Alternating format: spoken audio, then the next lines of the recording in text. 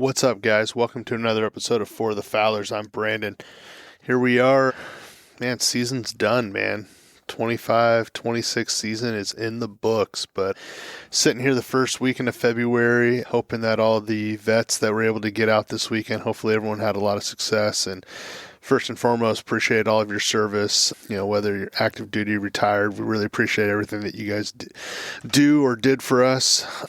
And, obviously gave us the freedom to get out there and do what we love doing most, and that's duck hunting. But that season has come and gone for us. But overall, pretty good season, I would say. You guys have heard me talk on this podcast about, me getting out more than I expected. For those of you guys who've been listening along, I had my son 6 months ago. Fatherhood's been absolutely amazing, and I obviously have an amazing wife an amazing mother to my son who's been able to, do things like allow me to get out and hunt as much as I possibly can, and I really appreciate her being a good partner with that. But yeah, it was a good season. Like I said, got into some birds. There were some hunts where I didn't really do as well as to be expected, and we obviously had some interesting weather throughout the season. No, it was overall a good year. So looking forward to today's episode. We're going to connect with a few buddies and kind of see how their season went, how their January ended up, and just kind of catch up with them and see what they have coming up in the off season as well. So without further ado, let's get our first guest on. We're going to try to get our buddy Caeton on the line here. So hang tight. All right. What's up, Caeton? How's it going, Brandon? Good, man. So that's a wrap. 25-26, man. How was it? It was a good season. I mean, all things considered, it was a lot of work, but it came together. Not the season I thought I was going to have. Like, it definitely went a different route. I hunted a lot more public land, even though I had my rice leases, but kind of just found myself chasing where I thought the birds might be. Getting a few. I think we hunted with 3 draws this year, so we hunted all 3 of those draws. Yeah. Well, actually, you had a few more that I didn't make it down when they're too far south for me. But overall, it was a good season. What about you? Yeah, man, I was thinking about it. I mean, obviously, I've been telling folks I've obviously got out way more than I expected I would, just kind of given everything going on at home this season. But, they were hit or miss. I would definitely say I had more better hunts than I did negative hunts.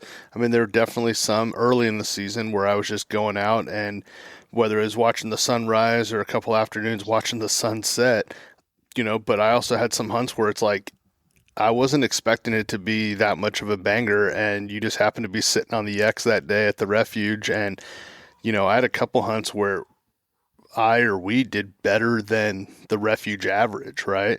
So I'll take that. So we started this thing off, or you started this podcast, and we always say we're not the best hunters, but I was super happy with I feel like a public land hunt is the best way to gauge, just like as you get better in your abilities of going out, getting on birds, setting up spreads. But every time we went out, I remember 5-6 years ago when we started, and I lived and died by the refuge average and everything like that. And it seemed like, man, if I could just get to that'd be sweet. And we smoked it this year. Yeah. Obviously recency bias. And actually, dude, we haven't even talked about this, but my last hunt down at Clay's Club, it just couldn't miss. Just my, one shot, knocking the bird down, stoning them. Right. And of course, that's how things end, and it's like, man, I wish I could come back out tomorrow, or and fortunately that was a great way for me to finish my season. Unfortunately, I wasn't able to take advantage of the last couple hunt days just because I was traveling for work this past week. But and what was really cool about it is, I'm not saying I'm shelving the 12 gauge, but the 20 gauge was on, man. Yeah, you know me, that's what I shot. I shot my 12 gauge one time this season, and it was only because we were supposed to be on a honker hunt. Sure. And I was like, screw it, I'm bringing the more pellets out there. It ended up being a duck hunt. I shot ducks with it, but I did 18 hunts with the 20 gauge. No, and I mean, we've talked about it. I'm obviously been overthinking a lot, shot shells and patterns and, weights and, the speed, all that stuff. And, the 20 gauge shells that I have are just a lot different than the 12 gauge ones that I have.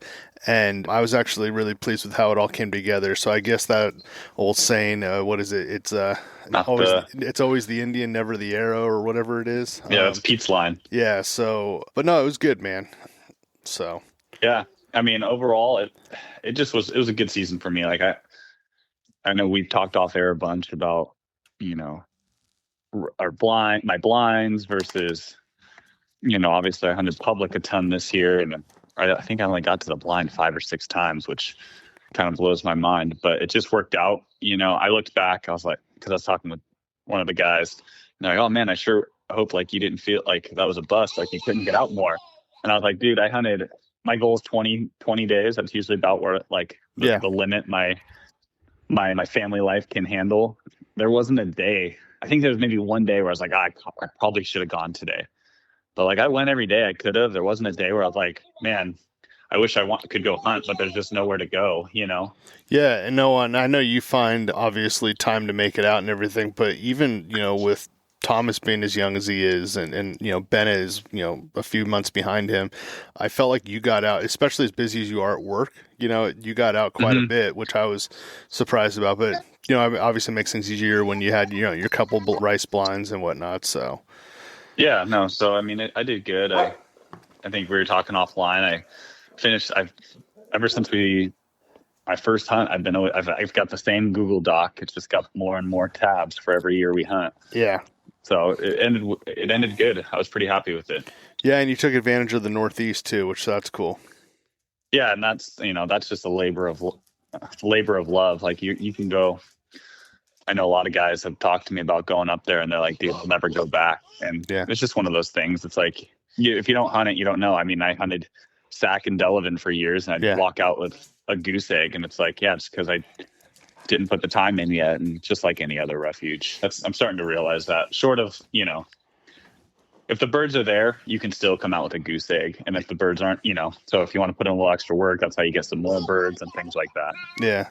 So overall, how would you grade, the season or your season? Maybe, I don't know if it's be the same. I grade my season an A+. I don't mean to like toot my own horn, but I checked all my boxes. I shot almost a 5 bird average. My numbers. Yeah. I killed, I was trying to shoot 100 birds. That's always, and I'm not a goose hunter. I go after ducks. I think I only killed a couple of snows out with you that one hunt. Yeah. But so those are all ducks. I was super happy. I put in a lot of work. I will say, like, it's been cool now. Let's call it season 2 with the dog. Every year with the dog, my numbers get better. And I'm telling you, that's just because I'm not burning time getting out of the blind, chasing. It's like, because sometimes you only get 30, 40 minutes of a flight. But if you're chasing your birds yourself, you're spending 10 minutes, 15 minutes getting out of the blind, walking out there, coming back, sitting back down. Getting resituated, Get resituated. Grab that drink of water, whatever it might be. Yeah, no, that's a great point. It actually would be kind of interesting. We should remember that for next year. Just maybe kind of find out how much time we actually do save running a pup versus not. Yeah, because I mean, I bet you I can on a bird when everything goes fairly right, just 80% right on a duck. My dog sees it goes down, whether he breaks or not. He gets the bird in his back next to me. It's got to be under a minute. Whereas, some days it takes me a minute just to climb out of the pit. Well, and especially, if you're taking advantage of that early shoot light flight, right? And how many times did when you and I hunted, I'd be out there retrieving a bird and you'd be like, get down, get down, get down. Yeah. And I don't think we've ever even killed a bird when we did that. But right. It's like at the end of the day, those are opportunities that are wasted because we're wasting time trying to get our birds, which you have to do until you get a dog. So for me, like, this was like everything came together. The dog did really good for the amount of training and effort I put in. Like he's lights out in my opinion. Mm-hmm. Obviously there's better trained dogs out there, but it's what you put into it. So I'm very happy with it. And dude, we talked a lot about him on the podcast, even early in the season, kind of saying how, like, he's still very young when it comes to, waterfowl hunting and stuff. And I'll be very frank with you, and honestly, it's been awesome having Rooster around the last few seasons. But like, there were a couple hunts where late in the season we were on some good hunts, but like just his behavior, that one time you're like, hey, I'm going to walk him back and put him in the truck, right? But this season, dude, he's on it. That was an all-time low. No, and he's on it. But once you get him going and get him on like that initial bird or two, and yeah, it's all good. Hey, we actually didn't chat about this. How was it after he got sprayed? Oh, dude, this is terrible. So what happened? Because you had to ride home in the truck, but what happened when you got home? How'd you handle that? I did a concoction of like baking soda and Dawn, but there was something else we were supposed to use, hydrogen peroxide, but we didn't have it. Okay. You're supposed to do it, and I guess, but my dumbass was like, oh, I'll just do 2/3 of the recipe and give it the old college try, which it cleaned them, but I guess the hydrogen peroxide with one of those other chemicals like helps bring it out. But we ended up taking him to like a professional groomer because he got sprayed right in the face. We basically were able to figure that out. And for those who don't know, we were walking out. And, as I go and tell you for the listeners, is on that Delavan hunt after three guys. Rooster's he's not like a leash dog. He's got a ton of energy. So I try to let him run on the way out to the blind just to air him out. Yeah. And like Chuck's dog walks right next to him, and I love it, but it won't work for my dog. No, and we had a little bit of a hike, and remember, I was walking ahead of us, and I told you, like, hey, I was out of the corner of my eye, and I was like 90% sure it was a skunk, but I wasn't 100%, and I just gave you I gave you a heads up, but then you healed him, and he walked with us for, let's say, 100 yards, right? Yeah, maybe it was plenty. I thought the skunk was long gone. And so we were maybe 50 yards from where we were going to dip into the pond, and he took off thinking like, okay, he's just going to go run up again. And he jumped into the tules, and he never made a noise, a reaction, none of that stuff. But we started to smell it, and then all of a sudden that fog came around us from the spray. So like I was like, I'm getting in the water. Like I just had to walk away. And it honestly, was so potent. I've never experienced anything like that. Yeah, it was obviously pretty bad, pretty fresh. And honestly, I was like, man, I don't want to smell this the whole hunt. And I know he was down on your side, but honestly, I couldn't smell anything until a couple times he came in, and we were in one of those like submerged log cabin blinds at Delavan. And a couple times he came down on my end of the blind and said hi to you. Yeah, just said hi, and then you get a whiff of it, and he left, and it was what it was. But yeah, I told you, I'm like, oh man, that's a bummer because you left your kennel at home that day. So. I did. So he rode in the truck. So this is kind of the icing on the cake. So I think we were just getting used to it because it was horrible. Okay. I could not handle sitting next to him. Like it was we did all right that hunt as a group, but like it was pretty rough for me on the end. But so you went to the professional. I washed him. I take him to a professional, and we didn't even really say anything. Like this groomer is pretty cool. She just takes dogs, and Rooster's never even gone. Yeah. And Steph dropped him off, and I went and picked him up. And she's like, "Oh, did he get skunked?" I'm like, "Yeah." She's like, "Oh, well." She's like, "If that ever happens, don't get him wet." So for your tips out there, I don't know how that works for duck hunting. But I guess if they get skunked, you don't want them to get wet right away. You want to wash it. Doesn't really help us for duck hunters. Like I'd still throw them in Let's the water. lather them up before. It's still. She says it'll be in his coat for probably up to 6 months. And anytime he gets wet, so if it rains, our whole yard starts to smell like skunk. He brings it in our house. Oh, it's Steph is super happy. So, dude, I'm obviously, I don't want to say like I've been around anyone that's been sprayed or whatever, but like I have, but not like around a water source like that. And that's interesting because I made the comment was like, I felt like every time he got wet, like he went on a retrieve and came back, the smell got worse, and then it dissipated or whatever, right? So that makes sense. It was settling into his coat, I guess. Wow. Oh man. I'm like, so yeah, if it rained, like it rained the other day, it was right. Like, because he gets that, like, the wet dog smell. Wet dog smell is now like stale skunk smell. Super cool. So for all you duck hunters out there, if your dog gets skunked, there's nothing you can do unless you want to give up your hunt. But we all know that's not happening. You know what? And I was thinking to myself, kind of a side note, but piggybacking off that story, is that actually ended up being a pretty good hunt for you. I know I got a couple that day, but I was thinking back to probably 5-6 years ago, one of our earliest hunts together, we walked out to a pond at Delavan and we saw the skunk on the way there. It's the only place I see a skunk. But remember we said, like, that's a bad sign for the hunt. And we ended up getting skunked that hunt. Like, we just sat out there for a few hours. And I think I think there's an onyx pin in one of our, obviously. It's called the skunk. Yeah. So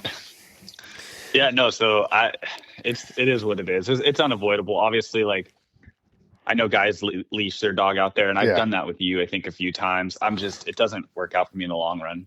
Yeah, I mean, but like I said, it is what it is. Yeah, I mean, they just sneak up, so it can happen to any of us. But cool. Yeah. Well, I'm going to let you jump off because I know you're taking care of the boys today, but I am curious because I want to ask some of the guys, what's something that you're working on coming up, maybe outside of waterfowl, maybe something around the house that you've been putting off saying, hey, I'll wait till the end of duck season. Oh, we could go on forever. That honey-do list is big. So yeah, what do you got? I told you offline, I just came back from Little League meeting where I'm supposed to be coaching my older son. By older, he's 6. Yeah. Well, league. Anyways, we could do a podcast on Little League once your kid gets in it because I love it. But dude, my 6-year-old who won't be 6, 7 until August of next year or August of this year has to play with 7-year-olds, he's a league age 7. Anyways, I'm coaching his team, and then my little guy's it's his first year, and they didn't have enough coaches sign up, and they were going to have something like 16 kids on every team. So I got roped into coaching another team. So I'm coaching those 2 teams. Yeah, so your spring's full of managing Little League. Yeah, that, and then I got a bathroom remodel that I put off for a year that I'm going to try and have done by March. Nice. So that's what I got on my plate. I got a concrete guy to cut my slab, and I'm going to put a whole new full bathroom in the back part of my house that years ago was converted from a 2-car garage into basically where my boys sleep now. Yeah. Well, hey, speaking of your oldest, what's the plan for, I know we're coming up on junior weekend, but what's the plan? I know you've taken him out a couple times just to kind of let him hang out. What are your thoughts? When do you think you're going to take a peek at hunter safety and all that? We have a guy up here that some of my he's taught a lot of our coworkers' kids, and he's certified or whatever the requirement is to be able to teach hunter safety. I'm curious though. I want to get the literature and see how he comprehends it. Yeah. When do most kids? What 8, 9, 10? I think 10's the number I hear. 9 and 10. Okay, so yeah. So he turns 7 in August, so that would put him. I think he could go out there. I wouldn't take him to a refuge, but I'd go to go to your rice. Mike's property. Yeah. Even actually, I'd go to Mike's property and hey, if I had the gun that fit him, and everything was aligned, that would be the scenario. Yeah, because he could stand on good footing. Yeah, I don't have a used shotgun. I'd love to chat with someone who has one because I had the 20 gauge, which is fine, but it's all about the stock. And I know they make those little single shots. I don't really want to do a 410. Yeah, I don't know. I'm kind of in that learning phase right now because obviously you and I learned as full-grown adults, so it wasn't. Yeah, there was no question. No, but I think I don't want to just buy a gun for the sake of buying a gun. Yeah, but we'll see. Yeah. So I'm thinking, we'll fill it out at 7.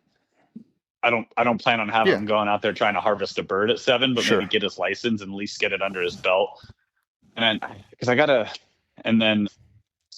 look because I'm almost positive. I think I've said this on the podcast. I have Henry's lifetime, I have to look into that. I got to figure out what I did. Yeah, I thought you did it. But then Dean's coming around that point too, and I know there's an age bracket, so I got to get into that.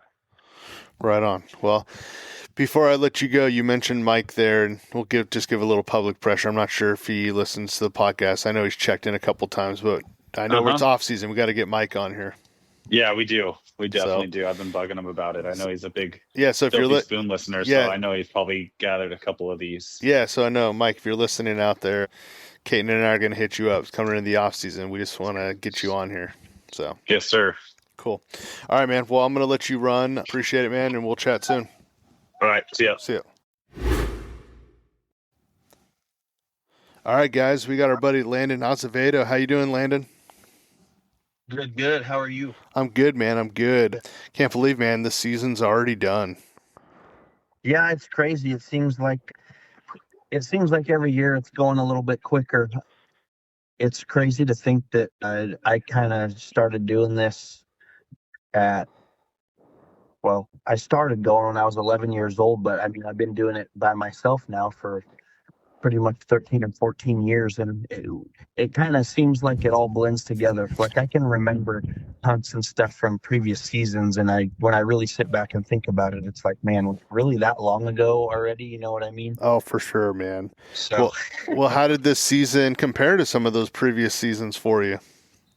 you know, it was good. I didn't finish the end of the season, like the last 2.5, 3 weeks, as strong with the ducks, but gosh, the geese really made up for it. I killed like 4 limits of specks in consecutive shoot days for myself and that kind of stuff. And then 2 or 3 of those shoot days, I had a buddy with me, and we were able to kill 20 specks on public and that kind of thing, which I can't even remember the last time I had an opportunity or really heard of guys doing that. So that was a really cool thing to finally experience, going out light and just setting up like 6 or 8 full bodies and decoying specks is kind of a cool deal, especially on a refuge. So yeah, man, that's pretty cool. Because I mean, I'm sure you've heard there's a lot of talk about the spec limit being cut down, possibly for next season, down to maybe 5 or 6 birds, if that. And, you know, a lot of folks, especially in the guiding world, are welcoming that because, one, you know, obviously we all love specks. It's one of my favorite birds to put on the table. But, you know, it's a lot of pressure for the guides to go out there and get 10. And here you are knocking 10 down, you know, in consecutive hunts, man. So good for you. yeah, I appreciate it, man. I think the other benefit from that is, I mean, it's like anything. You can watch the trends over the years of when the duck limit in California was 4 and 5 birds for a while.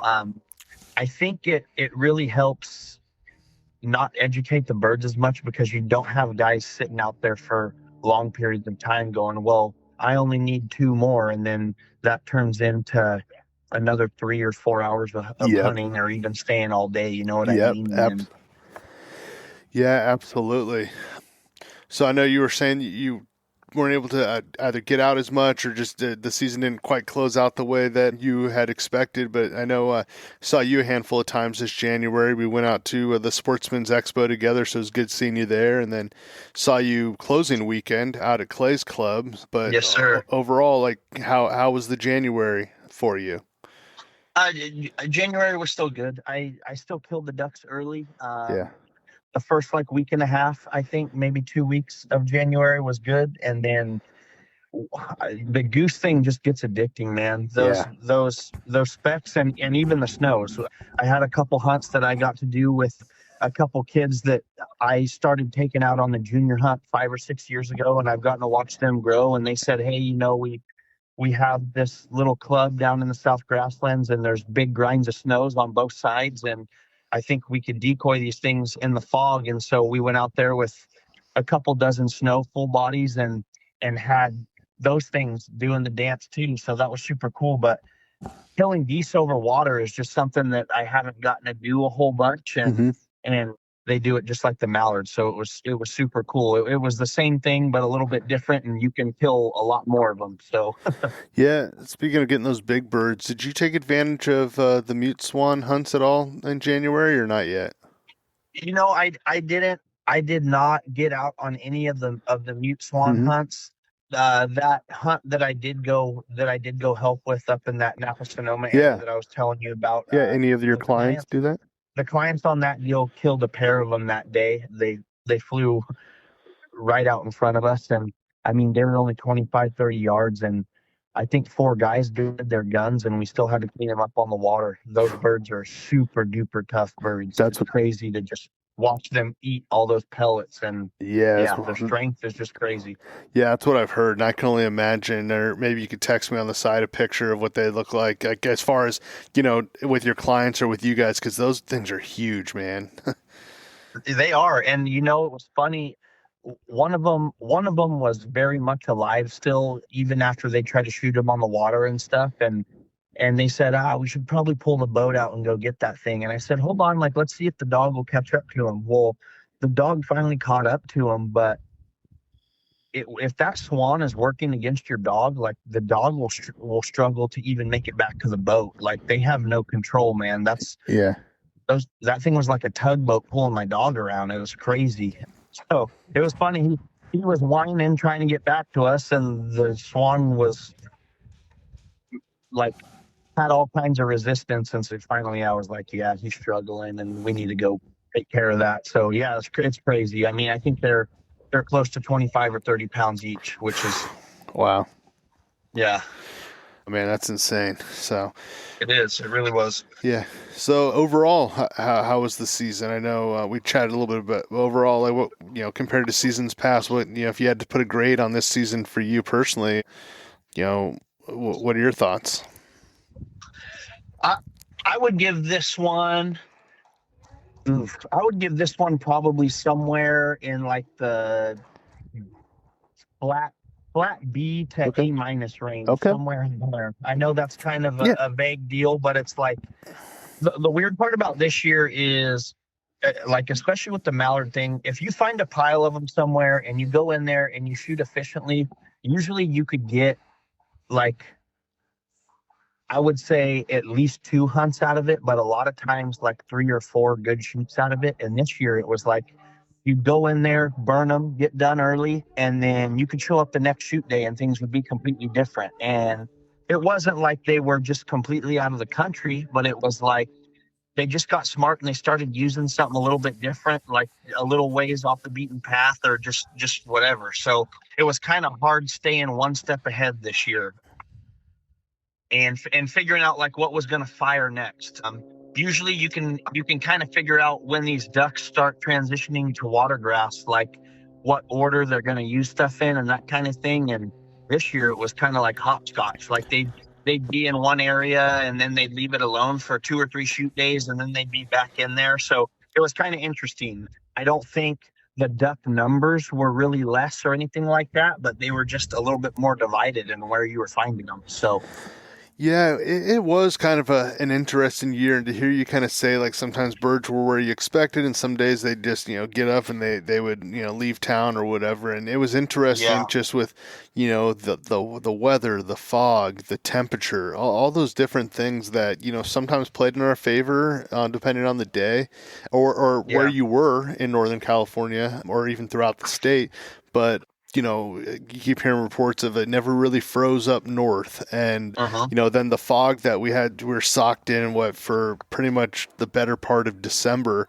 You hear birds that were getting all disoriented, right? And they were landing in places, and you were hearing reports of birds in certain parts of the Sac and Delta and Bay region where like, you don't normally see those birds out here. Yeah, definitely. And just the weather with the flooding, and obviously you spend enough time up here in the Sacramento Valley, just kind of, just with the clubs, the bypasses flooding out, and just it was just interesting, and it's not anything that we're not used to. It was just managing it or dealing with it, throughout the year. So.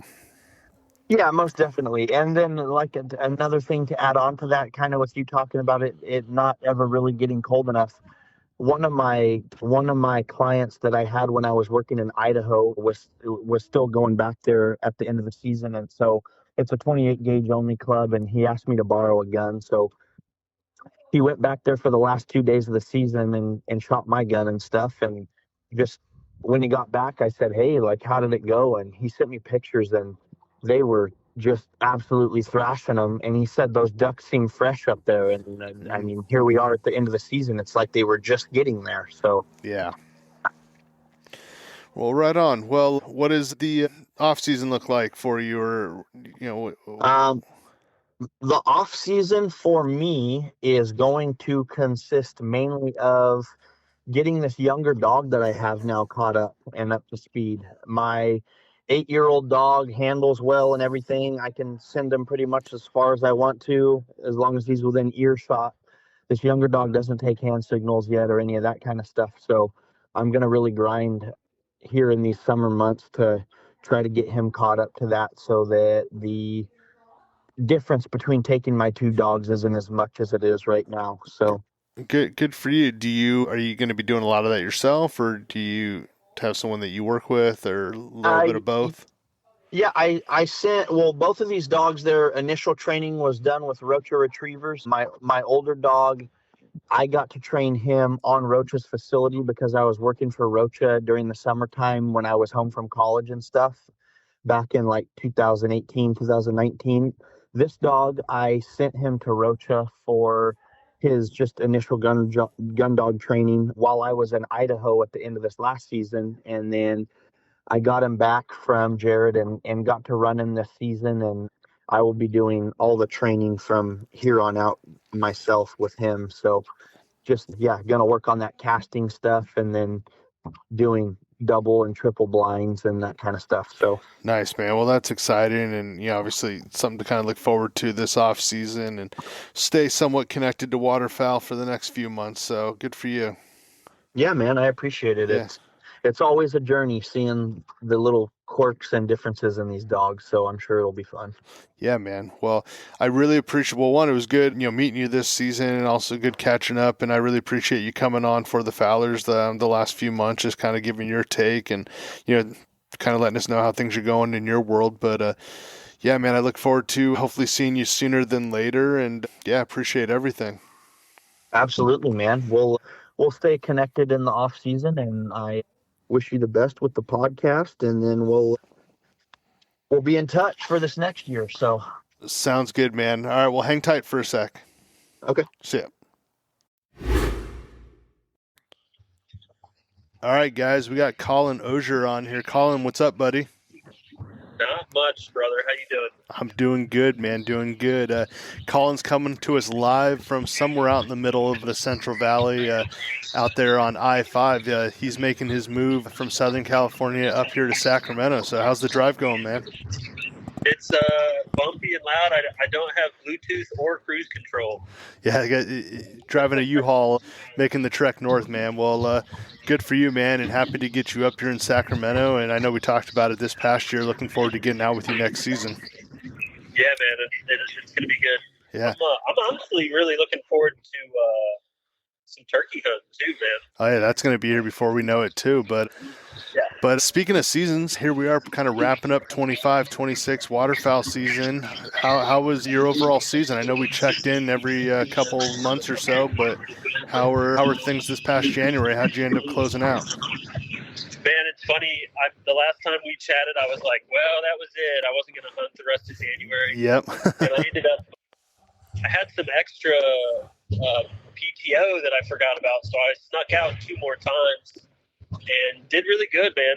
There was like a lot of new birds in that part of the state, and it was just fun, like getting to see some people for the last time, getting to hunt with some people and make the rounds, It was a good way to wrap it up. Yeah, man. I mean, for the listeners out there, make sure you follow Colin at The Sweat Line on Instagram. But yeah, I saw your post, I think from yesterday or today, just kind of, saying till we meet again or till next time, and kind of wrapping up. It looks like some of your hunting partners and buddies that you've met over the years down in Southern California. And, it's a long drive, but maybe they'll come up and hunt with you up north next season. Oh, yeah, dude. And it's one of those things, like hunting buddies is like I got buddies 3,000 miles away that we still get together and hunt every year, every 2 years. So hunting's one of those things I feel like that makes it a little easier to travel to see people. Yeah, that's awesome. Yeah, I was going to give you a hard time about that. You mentioned, hey, I'm getting ready to wrap it up. I don't know how much in January I'm going to be able to get out. And good for you, man. You were able to get out quite a bit. But what was really cool was it looked like you had a lot of success in January. Yeah, man, it was good. Everyone's was talking about like it wasn't a bad year by any means. I didn't go out as much, but it did seem like a weird year. Like the birds just were doing different things than they have the last couple of seasons I've hunted in Southern California. But it definitely ended on a strong suit for sure. Yeah, man, that's awesome. And it's funny. I was talking a couple other buddies, and I talked to my buddy Caeton earlier. Kind of said the same thing. Whereas we really don't have any complaints. I think the theme is we didn't get out as much as we wanted, but we got out more than we expected. The hunts were all pretty good. I mean, obviously we had some slower hunts, but no complaints. You know what I mean? Yeah, and it was like this year. It was like the year of the pintail and the gadwall, dude. Yeah. Like there's been other seasons where like numbers wise I killed more birds, but it was typically teal and snooties. And this year was just like, I didn't go as much, but I still averaged 4 birds a hunt, which I think is I was really proud of that. Like that to me is like a good year. Yeah. But a lot of gadwall and a lot of pintails. Yeah, good for you. Did you ever get your full limit of sprig? I never did, man. Yeah, no, me neither. It's especially down there. They seem to always work late, and I would always end up getting. That would be like my second to last or my last bird. Sure. Yeah. Pintail. Yeah, that's a good point. You know what I mean? You kind of have to be like, hey, let's knock our sprig off the limit first. Then you can kind of fill the rest of your strap, with any other 4. But yeah, that's a great call out there where it's like, hey, if, you're sitting at 6 birds and you already have 1 sprig, you're not going to get to that 3 sprig limit. Yeah. So Yeah. So, but I wasn't too worried. Like especially free roam on public, I'm like. Unless it's like really crazy, I'm probably going to take what I can get, Yeah. Yeah. Well, man, I'm excited to get you up here. I'm looking forward to next season. I think it'll be really cool because, like, you obviously got out, I don't want to say quite a bit, but obviously just following along Instagram. We were texting kind of back and forth. I know that you basically, not to burn your spots, but spent a lot of time going up to the Kern. But I think with all the different opportunities up here, I'm really eager to kind of see what public land pulls you in next season, and whether you stay local and hunt YOLO, or if you head up to Sac Valley, do some of the national ones or some of the smaller state ones. I'm really looking forward to finding out. Yeah, man, I'm really stoked. I pulled it up too. I keep track of my stats throughout the season. Yeah. So this past year, I averaged 4.2 birds a hunt, 47% shooting, which not great, but I'm blaming the fog. And then 14 hunts for 60 total birds. Okay, good for you. Nice. Yeah, I still have to dive into the stats there. You mentioned the shooting percentage. Do you use North American waterfowler? What are you using to track your stats?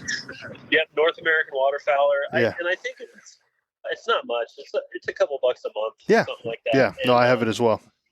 To me, it's worth it just because the other thing it does is like I can keep track of the weather and wind and like really specific stuff. And then you can kind of see some trends over time. Yeah, what I liked about it was I wasn't posting much on Instagram in years past of like, my hunting and my game pursuits and stuff. But what I like about that app there is you can upload a picture or two of your hunt. And normally it was just like a team photo with the guys, or maybe it was a picture of the harvest, but that was kind of cool to capture as well. Yeah, exactly, man. And I think that's important too, is just like having those memories. Because, there's also a lot of hunts that you think back on and like, you might not actually remember the birds. You just kind of remember who you were with. Yeah, 100%. Yeah, absolutely, man. Absolutely. So cool, man. Well, I guess what are you looking forward to this off season? I know you mentioned we got turkey season, you got spring season coming up. That'll be a lot of fun. Yep, and then never done tree work in Northern California. That's what I do for a living. I'm ready to. I'm going to be working in Grass Valley, so I'm ready to cut some big ass trees down, dude. Yeah. Kind of pumped about that.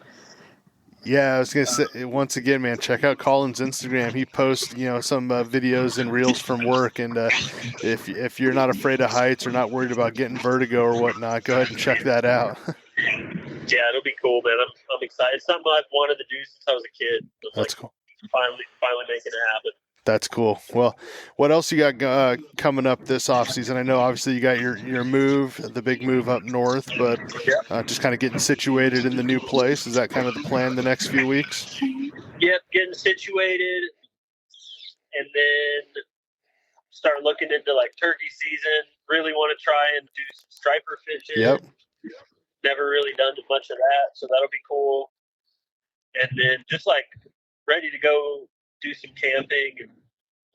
LA was a great adventure, but to go do outdoorsy stuff, you pretty much had to have all day or a whole weekend, just in order to get out of the city. So yeah, man, not having it in my backyard. Yeah, not anymore. I mean, especially if you're heading up to Grass Valley and stuff, my advice, just throw a rod in the car, and you never know, after work or whatnot, you can go hit one of the back lakes up there, or just, head another half hour to an hour up the foot Sierras there and just explore, man. Get lost up there. Yeah, I'm ready, dude. Very cool, very cool. Well, right on, man. Well, it was good catching up. You listening to For the Fowlers on the road, or what's keeping you entertained on I-5?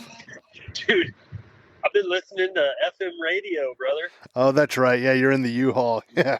All the hits from the 80s, 90s, and the early 2000s. Yeah, I know. Driving those U-Hauls, especially out in that part of the state, man, you're having to change the station every 50 miles, it seems like. Yep. But it's been good. I found a couple classic country stations, which is nice. Yeah. Switch it up a little. Yeah, I think when you get into Sacramento, I listen to a lot of, obviously, Spotify now and whatnot, but yeah, if you like country, I think it's 105.1 as you get a little closer, and then 103.3 should be coming in too. Oh, shit, dude. So. Yeah. Cool. Yeah, man. We'll have to, dude. Last thing, are you shooting late season goose? I am not. No opportunities. I didn't sign up for any sort of guided hunts or anything like that. So, at least, if anybody hears this and wants to help a brother out, yeah, hit me up, dude. I'll come prune your fucking palm tree or something. Yeah, there you go. Yeah. Colin will do some work on your property. If anyone has an opportunity out there, reach out to him at the sweat line, and then, yeah, if you have an extra spot, let me know For the Fowlers. I'll come out too. Yeah, let's do it. So, cool, man. All right, well, safe travels, and let's get together when you get all settled in. Absolutely, man. I'll probably hit you up this weekend. Sounds good, buddy. All right, man. We'll chat. All right. See ya. Thanks, buddy. Bye. See ya. All right, guys. We got our last guest of the episode here. We got Houn from Foulmouth TV joining For the Fowlers again. What's up, Houn? Nothing much, man. Hanging in there. How are you? I'm doing good, man. Doing good. It's been a while since we've chatted. I know we've been texting a little bit. How's the season been? Or, well, how was the season? I guess we're done now. Sorry. Yeah. No, the season, I think the last time I was on the channel, I was probably smack dab in the middle of waiting on our field to get stomped. Yeah. And then we were having some issues with that. But I want to say maybe a week after I did I was on the show, we finally got stomped. And then it took about a week after we got stomped for the birds to show up. And then it turned on. It was like a light switch. And so that mid-December, I think it was about December 16th or 17th when it really turned on for us. And, man, we had some good shooting. Yeah, man. I was following along all season on Instagram, and it seemed like every time you went out, there was a nice picture or pile of birds on the way out. So good for you, man. And yeah, I mean, you seem to be describing it just as it seemed. It like a light switch went off for you guys. So that's awesome. Because I know it was a little bit of a late start, obviously, too.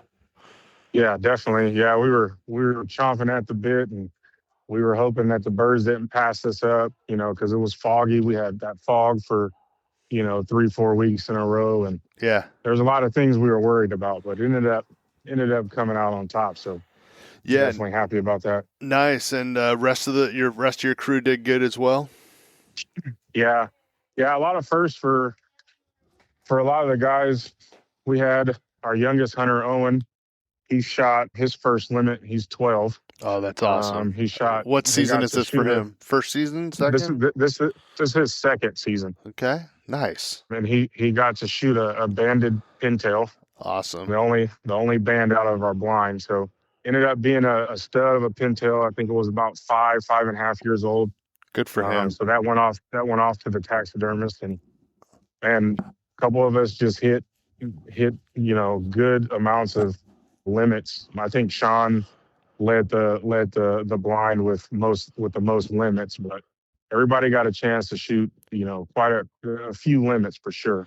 Yeah. Hey, and I want to, dive into your little memory here a little bit, because I know I texted you about it, and for those of you guys that watch Houn's channel, you saw this, but talk to me about that Scotch triple. Oh yeah, man, that Scotch triple was crazy. You know, I was sitting at 4 birds. Now this was now mind you, if going back to earlier in our conversation, that our blind had just like a light switch that had turned on. So we had hunted our blind a few times since we got stomped. And then it hadn't, like I said, it was still slow. So we were still wondering, like, man, is our blind going to be shit this year? So I had to fly out of state for Christmas break. And so I got off of work one morning, and I worked night shift. So I got off at, 4 a.m. in the morning, drove up 2 hours. And I just said, hell, I'm going to hunt one more time before I leave. And man, I got into the area, and all I can do is just hear birds when I got out of the truck. And I said, hey, it's going to be a good day. So ended up, man, birds were everywhere. And, I was missing some opportunities, and some birds got away from me, wounded them. And I was sitting at 4 birds, and man, this group of teal came by, and I pulled up and aimed for the lead bird. And just so happened as I shot, the 2 other birds aligned with it and ended up with a Scotch triple. And I was so tired from running around in the mud that day that I couldn't even really celebrate it, Yeah. But I was like, I was lucky to catch it. I was lucky to catch it on film. And then, looking back at it, I was like, man, that was pretty cool, Yeah, and it's funny, you're more familiar with the YouTube scene than I am, but in your title there, I think you even mentioned like the triple or whatnot. I'm like, I got to check this out. Not that I was doubting it, but I'm like, I got to see this. And sure enough, and your camera caught it, which is awesome. Not that anyone would doubt, but it's just cool that you have that memory now too. Yeah, and I hit a lot of, and this year was the first for me. I don't think I've ever hit a Scotch double or a Scotch triple before this season. And this season I think I had like 4 or 5 Scotch doubles this season. See, so now as you get later in your limit, you're like, all right, I got to make sure maybe hit that tail bird or something, not the lead bird. Yeah, definitely for sure. Cool. Well, yeah, I didn't know that. We chatted last time, but that you work nights and everything. So I know I've seen it on your channel. You do a lot of solo hunts, so that makes sense. And good for you being able to kind of get out there after work and take advantage of those morning hunts and those weekdays and stuff like that. So that's awesome, man. So, well, once you got off and running, you got stomped, you got your water. I mean, it seems like things turned on. Did you primarily hunt your rice blinds, or did you get out to any public land after your fields were ready to go? Yeah, we didn't hunt much. We didn't hunt any public land really. Once our field got stomped, okay. I mean, our blind was producing enough to where we didn't have to go out elsewhere. And it was kind of hard. It's kind of hard to leave the blind to go. You hear John say, don't leave ducks to chase ducks, right? Yeah. So I want to say I kept my numbers over the season, and I think out of the blind, if I'm correct, I had a 4.5 bird average over the season just out of the blind alone. That's awesome. So it was kind of hard to leave that and go search elsewhere when our blind was doing so good. So they didn't get to any public land. Well, that's good. And that's, I mean, obviously we hear folks that, the rice turns on, turns off, especially like in January, just the rice stops producing, but that's good for you that, you were able to make the most of those opportunities. Yep. So, well, cool. So what else is going on? What's on deck for the off season? Well, I guess before the off season, are you going to take out some juniors next weekend? Well, I'll be working next weekend, but our junior hunter Owen will be going out next weekend. Not sure on where we're gonna take him. We have our blind set up for the junior weekend. I think we're gonna do some scouting as far as if there's birds in the area before they figure out where they want to go. But definitely they'll be getting him out. Sean and Logan will be chaperoning him, so they'll be calling for him, and hopefully he can knock him down. Yeah, let's hope so. Go get him, Owen. So what does the off season look like? Like or spring? Are you big into turkey? Do you do fishing, or do you just kind of spend some time with the family? A little bit of everything. What's the next few months look like for you? No, yeah, definitely fishing is on the horizon. Gonna try to hammer the halibut as much as we can. Nice. And then maybe, get on some catch and release sturgeon. And we have talked about getting on turkey. And so hopefully we can make that happen this upcoming spring. And then basically I got a couple birds that I got to get mounted. I shot a nice Drake mallard that I wanted mounted. And then I'm pretty sure you may have seen my Instagram post. I shot a canvasback. Oh, I did. Yep. Yeah. So that's got to go on the wall too. Very cool. So I'm going to dump some money into that, and we'll see how those turn out. Yeah. How's the channel been? How's that been? You've been getting some good footage out there in the field, but yeah, and I got some footage that I gotta put together. Definitely got too tied up in a lot of things during the season where I couldn't put out the videos and stuff like that. But I got a bunch of footage that I gotta put together and put out. So I'll get on that soon, and then me and Logan and Sean will start sitting down and start talking about our season and talking about a lot of the things that we learn and seen and some of our bumps and bruises. Even though we had a pretty successful season, we did run into some just learning. Yeah. You do it every season, learning opportunities. Yep. And, things that, we compared to last year that worked for us that didn't, so we'll be getting that content out and nice, man.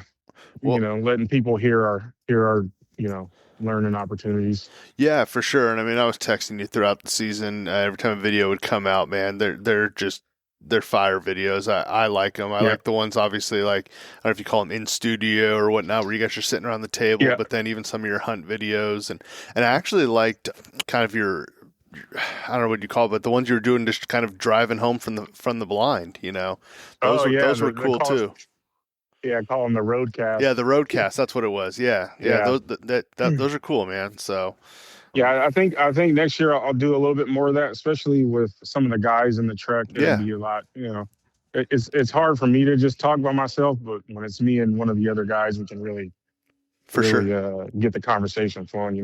No, yeah, it was cool. It's a different format, and I liked it. I'm sure a lot of other viewers liked it too. So.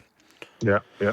Well, cool, man. Well, hey, I appreciate it, man. Can't thank you enough for coming on earlier this season and, coming on, this evening. And yeah, it was good meeting you this season. And yeah, hopefully we can get together. Maybe I'll take you up, invite myself on a halibut trip or something, because that'd be a lot of fun. Yeah. But, yeah, definitely. Yeah, definitely we can link up let's stay in touch and, not wait till next season to get together or something. So, yeah, for sure.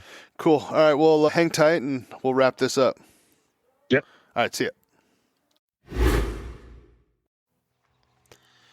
All right, guys. Well, that's going to be the last guest of the episode. Really appreciate everyone who we were able to get a hold of this week. And, hope all the listeners out there had a wonderful season. And, man, can't believe it's over. But, yeah, if anyone's getting out in any juniors next weekend, hopefully the little ones have a great hunt, and hopefully we see some success out there for late season as well for those snows. So, yeah, don't forget to rate and review this podcast wherever you might be listening, Apple, Spotify. Give us a follow on YouTube as well, and we will catch up with you next time.